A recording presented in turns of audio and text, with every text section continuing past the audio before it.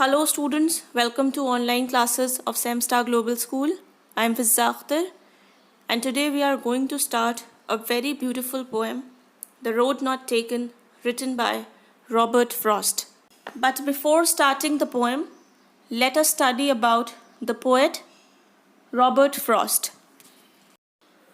Robert Lee Frost was born on 26 March 1874 in San Francisco. He was a popular American poet and was highly regarded for his realistic descriptions of life. Frost was honored frequently during his lifetime, and he is the only poet to receive 4 Pulitzer Prizes for poetry. Frost was highly regarded for his deep understanding of human nature, leading to dramatic scenes in his poetry.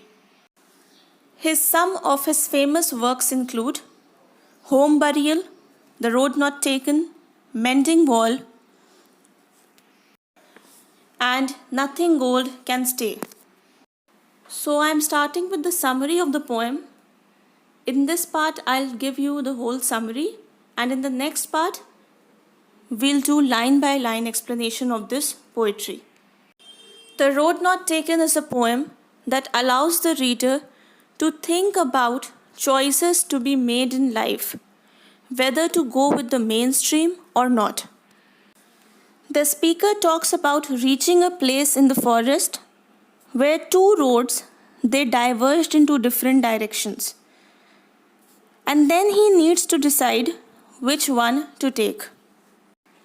This means if life is a journey, then this poem highlights those times of life when a person needs to decide or take a decision that which way he need to go. This poem is all about what did not happen. The person faced the most important decision, that he has to choose the least popular path. And so he regretted in his mind that he could not travel both, and he has to sacrifice one for the other. The main theme or idea of the poem is that it is often impossible to see where the life-changing decision will take you.